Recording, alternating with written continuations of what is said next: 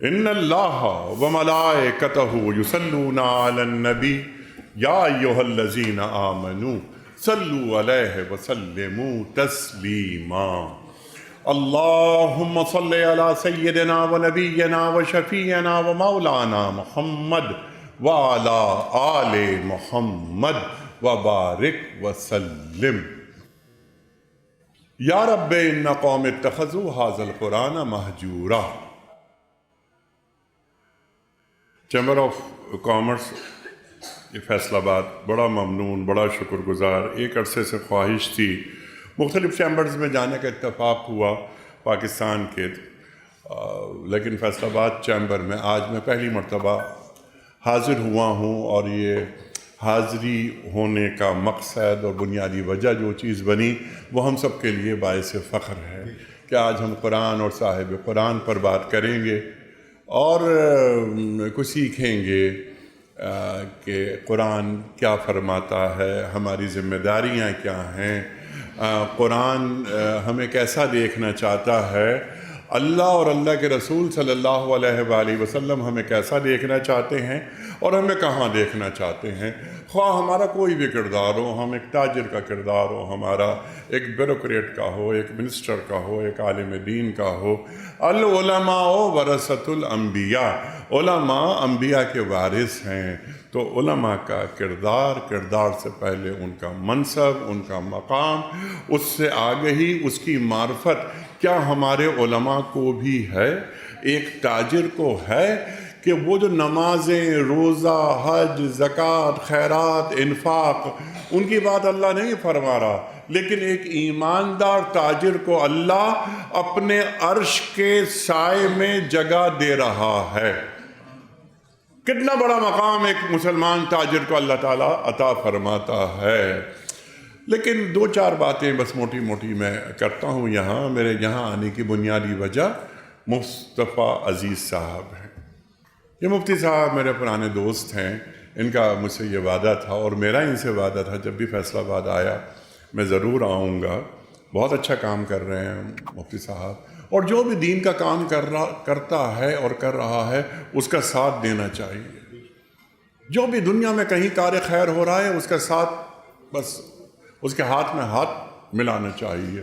جب کفر ملت واحد ہو سکتا ہے تو ہم ملت واحد کیوں نہیں ہیں؟ جو دین دشمن ہیں وہ ہمارے خلاف کام کرتے ہیں، ایک ہو جاتے ہیں۔ جب ہم مل کر یعنی اہل ایمان کلمہ گو کوئی نیک کام کرتے ہیں تو ہم ایک دوسرے کے ساتھ تعاون کیوں نہیں کرتے؟ تعاونوا علی البر والتقوی ولا تعاونوا علی الاثم والعدوان۔ اللہ قرآن کریم میں فرما رہا ہے، کتنا بڑا کلیہ ہمارا قرآن ہمیں دیتا ہے۔ تو کار خیر میں تعاون ہونا چاہیے۔ یہ دیکھے بغیر کہ اس کا تعلق کس مسلک سے ہے، اس کا اسکول آف تھاٹ کیا ہے، وغیرہ وغیرہ بہت ساری باتیں ہیں۔ بس یہ کلمہ گو ہے، اللہ اور اللہ کے رسول صلی اللہ علیہ وآلہ وسلم سے محبت کرتا ہے، اور یہ مملکت خداداد جسے ہم اور آپ پاکستان کہتے ہیں، اس کی قوت میں اضافے کے لیے دن رات کوشاں رہتا ہے۔ پاکستان میں رہتے ہوئے جو بھی شخص یہ کام کرتا ہے ہمیں اس کا ساتھ دینا چاہیے۔ آج پاکستان کے حوالے سے بہت ساری چیزیں، بہت ساری باتیں پھیلائی جاتی ہیں، جان بوجھ کر پھیلائی جاتی ہیں، مایوسی پھیلائی جاتی ہے، بے یقینی پھیلائی جاتی ہے کہ پتہ نہیں آنے والا کل کیسا ہوگا، ڈراوے دیے جاتے ہیں۔ یہ ڈراوے دینا مستقبل کے حوالے سے یہ شیطانی عمل ہے۔ شیطان ڈراتا ہے آنے والے کل سے، اور رحمان آنے والے کل کے تعلق سے یقین کو پختہ کرتا ہے، یقین کو پختہ کرتا ہے۔ تو یہ رحمانی اور شیطانی جنگ ہے جو قیامت تک چلتی رہے گی۔ ستیزہ کار رہا ہے ازل سے تا امروز، چراغ مصطفی سے شرار ابو لہبی۔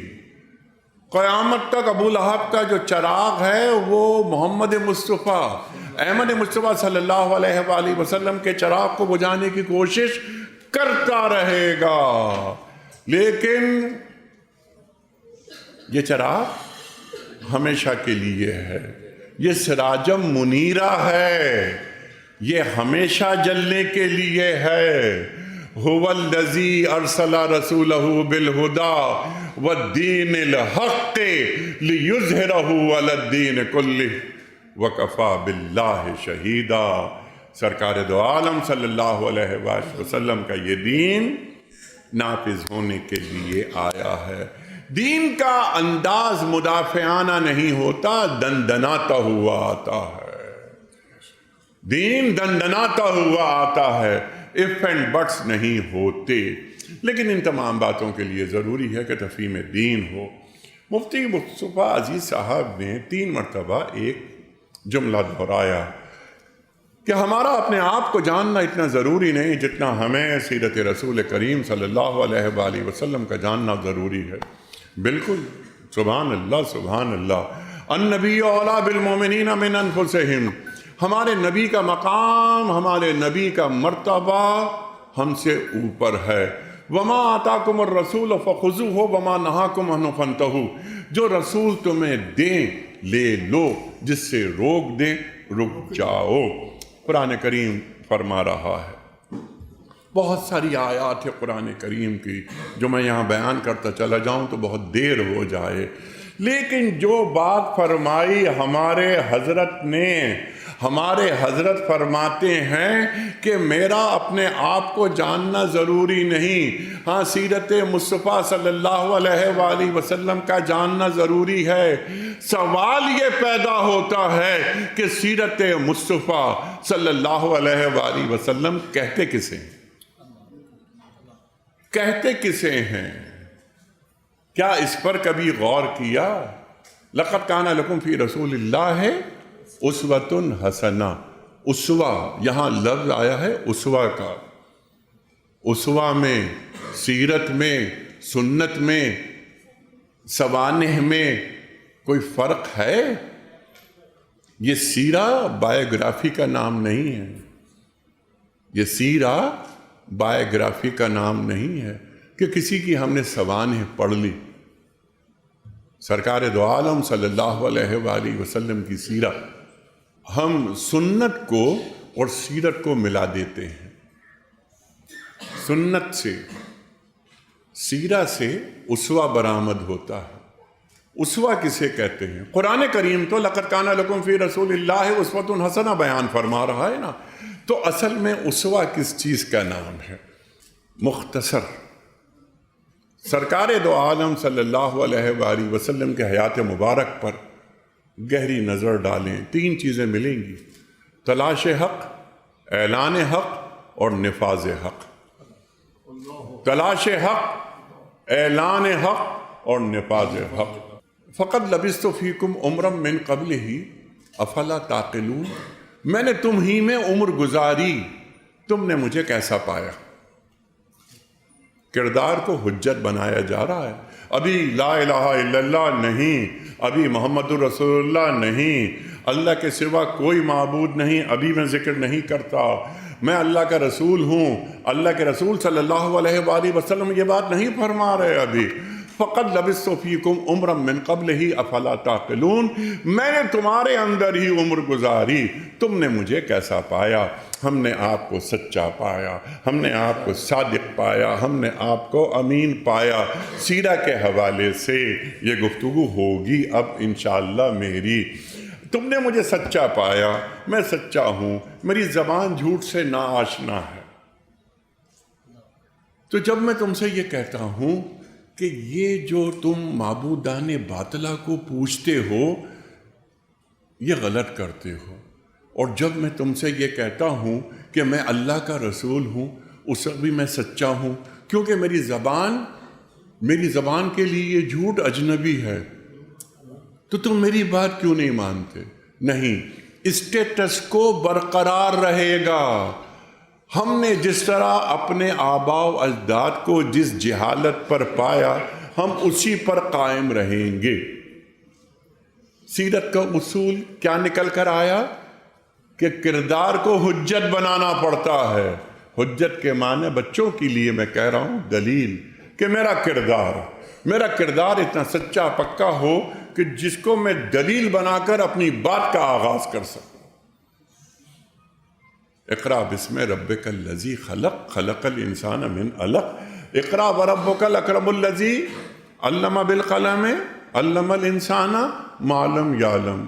15 برس مفتی صاحب تشریف لے کے جاتے رہے حرا میں، جب یہ وحی نازل ہو گئی، یا ایھا المدثر قم فانذر وربک فکبر، یہ دوسری وحی ہے نا، تو پہلی وحی اقرأ بسم ربک الذی خلق کے نزول کے بعد اللہ کے رسول صلی اللہ علیہ وآلہ وسلم دوبارہ آپ کو غار حرا میں نظر نہیں آئیں گے، کبھی غار حرا میں نظر نہیں آئیں گے، کیونکہ اب یہ وحی کا آغاز ہو گیا۔ آپ اس وحی سے انسانیت کو متعارف کروائیے اور بتائیے کہ میں آخری نبی ہوں۔ ما کان محمد ابا احد من رجالکم ولکن رسول اللہ وخاتم النبیین۔ آدم علیہ السلام سے بات شروع ہوئی، مسیح علیہ السلام تک بات پہنچی، سب نے توحید کی بات کی، سب نے اللہ کی تعریف کی بات کی، توحید کا تعارف ہوتا رہا، اللہ کی تعریف ہوتی رہی، لیکن سرکار دو عالم صلی اللہ علیہ وآلہ وسلم کی آمد کا مطلب یہ ہے کہ اللہ کی تعریف، کوئی ایک تعریف ابھی باقی تھی۔ 1,24,000 انبیاء آئے، ایک کم سرکار دو عالم صلی اللہ علیہ وآلہ وسلم اللہ کی کون سی تعریف کرنے کے لیے مبعوث ہوئے، اور ہم ان کے امتی ہیں، ہم ان کے امتی ہیں۔ ختم نبوت ہو گئی، کار نبوت باقی ہے۔ ختم نبوت ہو گئی، کار نبوت باقی ہے۔ وہ کار نبوت ہے کیا؟ اقبال فرماتا ہے کہ افراد کے ہاتھوں میں ہے اقوام کی تقدیر، ہر فرد ہے ملت کے مقدر کا ستارہ۔ یہ مقدر کے ستارے ہیں، یہ بچے ہمارا مستقبل ہیں، یہ صرف ہماری اولاد نہیں ہیں، یہ اللہ کے رسول کے امتی بھی ہیں صلی اللہ علیہ وآلہ وسلم۔ کیا ہمیں معلوم ہے کہ مقام مسلم ہے کیا؟ کیا ہمیں معلوم ہے کہ اللہ کے رسول صلی اللہ علیہ وآلہ وسلم کا ہم پر کیا حق ہے؟ ہمارا اپنے رسول سے کیا تعلق ہے، کیا رشتہ ہے، کیا نسبت ہے؟ سیرت کو سمجھنا، آگے بڑھنا، یعنی اقرأ بسم ربک الذی خلق یا ایھا المدثر قم فانذر، آگے بڑھ رہے ہیں۔ انذر عشیرتک الاقربین، جو آپ کے قریبی لوگ ہیں، عزیز ہیں، رشتہ دار ہیں، ان تک دین کی بات پہنچائیے، بتائیے، انہیں ڈرائیے اس وقت سے کہ ایک دن اللہ کے سامنے پیشی ہوگی۔ یتلو علیہم آیاتہ ویزکیہم ویعلمہم الکتاب والحکمہ ہے کیا؟ تلاوت آیات کسے کہتے ہیں؟ تزکیہ کسے کہتے ہیں؟ علم و حکمت کسے کہتے ہیں؟ اور ان کا سیرت سے کیا تعلق ہے؟ اور کیا پورے مسلم گلوب میں اس پر کام ہو رہا ہے؟ کیا پورے مسلم گلوب میں اس پر کام ہو رہا ہے؟ اللہ کے رسول صلی اللہ علیہ وآلہ وسلم نے 13 برس مکہ مکرمہ میں کیا کیا؟ ہاتھ باندھ کے رکھو، ہاتھ باندھ کے رکھو، جوابی کارروائی ہو سکتی ہے۔ مسلمان کمزور نہیں تھے۔ حضرت عمر فاروق رضی اللہ تعالی عنہ، حضرت امیر حمزہ رضی اللہ تعالی عنہ اسلام لا چکے، لیکن آپ نے ہاتھ رکوا دیے، جوابی کارروائی نہیں۔ لیکن جب ہجرت ہو رہی ہے، جب ہجرت ہو رہی ہے تو اللہ کے رسول صلی اللہ علیہ وآلہ وسلم کی طرف اللہ جبریل امین کو بھیج رہے ہیں اور فرماتے ہیں کہ پڑھو وَقُلْ رَبِّ أَدْخِلْنِي مُدْخَلَ صِدْقٍ وَأَخْرِجْنِي مُخْرَجَ صِدْقٍ وَاجْعَل لِّي مِن لَّدُنْكَ سُلْطَانًا نَصِيرًا۔ اللہ کے رسول دعا مانگ رہے ہیں، اللہ سکھا رہا ہے، قرآن میں رکھ رہا ہے۔ قرآن میں رکھنے کا مطلب یہ ہے کہ قیامت تک پڑھی جاتی رہے گی یہ دعا۔ اے اللہ مجھے سچوں میں رکھ، سچوں سے نکال، سچوں میں داخل کر، اور اقتدار کو میرا مددگار بنا۔ آج یہ باتیں ہوتی ہیں کہ دین فرد کا ذاتی مسئلہ ہے، دین فرد کا ذاتی مسئلہ ہے۔ من لم یحکم بما انزل اللہ فاولئک هم الظالمون فاولئک هم الکافرون فاولئک هم الفاسقون، جو اللہ کی زمین پر اللہ کا نظام نافذ نہیں کرتے وہ ظالم ہیں، وہ کافر ہیں، وہ فاسق ہیں۔ یہ سورہ مائدہ ارشاد فرما رہی، ایسا ہی ہے نا مفتی صاحب؟ سیرت چند ظواہر کا نام ہے کیا محض، یا چلتا پھرتا کردار نظر آئے؟ الحم سے لے کے والناس تک قرآن کریم کیا فرما رہا ہے، اور سرکار دو عالم صلی اللہ علیہ وآلہ وسلم نے اپنے عمل سے کس طرح دین کو نافذ کر کے دکھا دیا۔ وَقُلْ جَاءَ الْحَقُّ وَزَهَقَ الْبَاطِلُ إِنَّ الْبَاطِلَ كَانَ زَهُوقًا۔ یہ منزل ایک دم نہیں آ جاتی ہے، درمیان میں کئی مراحل ہوتے ہیں۔ یہ اِنَّا فَتَحْنَا لَكَ فَتْحًا مُبِينًا کسے کہتے ہیں؟ صلح حدیبیہ سے کیا مراد ہے؟ حکمت کسے کہا جاتا ہے؟ یہ کائنات تسخیر کیسے کی جاتی ہے؟ اس کائنات کو تسخیر کرنے کا نسخہ کیا ہے؟ سیرت کیا بیان کرتی ہے؟ فتح مکہ ہو گیا، اب آپ دیکھیے فتح مکہ ہو گیا، مسلم ریاست تعمیر ہو گئی۔ آج یہ کہا جاتا ہے آج کی دنیا میں کہ جب تک انگریزی آپ کے پاس نہ ہو، آپ کے پاس علوم منتقل نہیں ہوتے۔ ہمارا ہر زبان کا ایک لسانی ظرف ہوتا ہے، ہمارے پاس مقامی زبانوں میں بڑے علوم منتقل نہیں ہو سکے۔ اس زمانے کا بڑی زبان عبرانی، ہیبرو۔ اللہ کے رسول صلی اللہ علیہ وآلہ وسلم نے ان صحابہ کو بلوایا کہ جن کا تعلق کتاب و قلم سے، تم لوگ جاؤ اور تم عبرانی سیکھ کر آؤ۔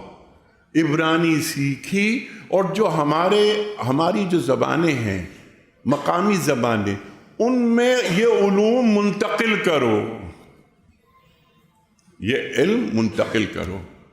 وَإِدُّ لَهُم مَّا اسْتَطَعْتُم مِّن قُوَّةٍ، اسلحہ حاصل کرو، طاقت حاصل کرو، دشمنوں پہ تمہاری ہیبت ہو۔ یہ قرآنی حکم ہے۔ اس زمانے کا اسلحہ تیر سازی۔ تیر کیسے بنتے ہیں، کہاں بنتے ہیں؟ اچھے تیر یمن میں بنتے ہیں۔ اچھا، تو تم وہ صحابہ کہ جن کا تعلق اس شعبے سے ہے، تم جاؤ یمن اور جا کر تیر سازی سیکھ کر آؤ۔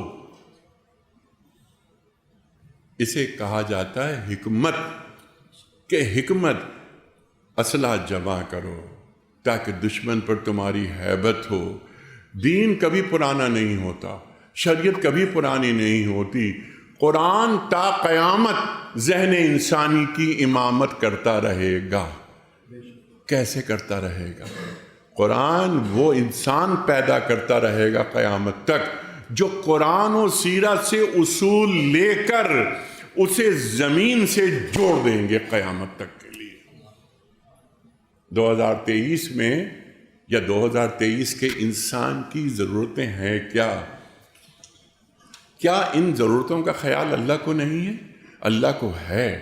اللہ ہم سے زیادہ جانتا ہے۔ اللہ یعلم من خلق، کیا وہی نہیں جانے گا جس نے پیدا کیا؟ اللہ فرما رہا ہے۔ تو قرآن کریم سے تعلق، میں نے آیت پڑھی اپنے اس گفتگو کے آغاز میں کہ یا رب ان قوم اتخذوا ھذا القرآن مہجورا۔ اللہ کے رسول صلی اللہ علیہ وآلہ وسلم قیامت کے دن اللہ کے حضور شکوہ کناں ہیں، اے میرے رب میری قوم نے اس قرآن کو چھوڑ دیا تھا۔ ایسا نہ ہو کہ جن کے بارے میں شکایت کی جا رہی ہو وہ ہم میں سے کوئی فرد ہو، ہم نہ ہوں۔ تو غنی از ہر دو عالم من فقیر، روز محشر عذر ہائے من پذیر۔ گر تمی بینی حسابم ناگزیر، از نگاہ مصطفیٰ پنہا بگیر۔ اے اللہ تو غنی از ہر دو عالم، اقبال فرما رہے ہیں میں فقیر ہوں، روز محشر عذر ہائے من پذیر، روز محشر میری معذرت قبول کر لیجئے گا۔ گر تو می بینی حسابم ناگزیر، حساب کتاب ناگزیر ہو جائے تو از نگاہ مصطفیٰ پنہا بگیر، مجھے محمد مصطفیٰ احمد مصطفیٰ صلی اللہ علیہ وآلہ وسلم کی نگاہوں سے دور رکھیے گا۔ ایسا نہ ہو کہ میری بدعمالیوں کی وجہ سے انہیں شرمندہ ہونا پڑے۔ اللہ اکبر، اللہ اکبر۔ تو یہ مسلمان نہیں، خاک کا راکھ کا ڈھیر ہے۔ اقبال فرماتے ہیں یہ مصرع لکھ دیا کس شوخ نے، محراب مسجد پر یہ ناداں گر گئے سجدے میں، جب وقت قیام آیا۔ آج عالم اسلام کا کیا حال ہے؟ کفر ملت واحد ہے، ہم ملت واحد کیوں نہیں ہیں؟ ہماری طرف سے کوئی مجموعی مشترکہ جواب کیوں نہیں جاتا؟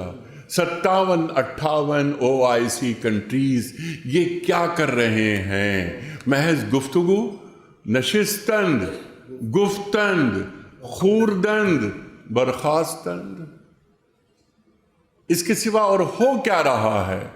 کیا ہی اچھا ہو کہ ہم سے مراد مسلمانان کائنات، اس انسانیت میں مسلم ریاستوں کے سربراہ یہ حج کے موقع پر ہر سال جمع ہو کر کچھ شارٹ ٹرم پلاننگ، کچھ لانگ ٹرم پلاننگز کریں، اور ہر حج پر یہ مل کر اپنا ایک تنقیدی جائزہ لیں کہ ان میں سے کتنے پروگرام ہم نے حاصل کر لیے، کتنے اہداف ہمیں مل گئے اور کتنے اہداف ابھی باقی ہیں، اور اگلے سال کے اہداف ہم طے کر لیں کہ اگلے سال کے اہداف کیا ہیں۔